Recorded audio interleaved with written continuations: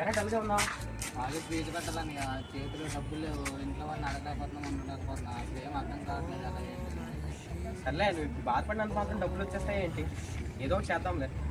కనిపించిందా ఉదయం ఓ మనిషి ఓ అన్వేషి వెలుగే ఎందా హృదయం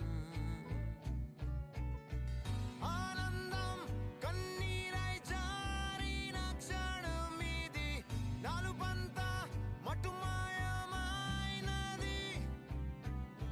నీ ప్రాణం ఇంకా దాని గురించి ఆలోచిస్తున్నావా?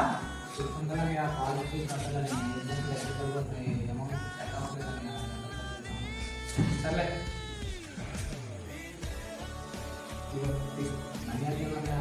మనం కడిగాం కదా.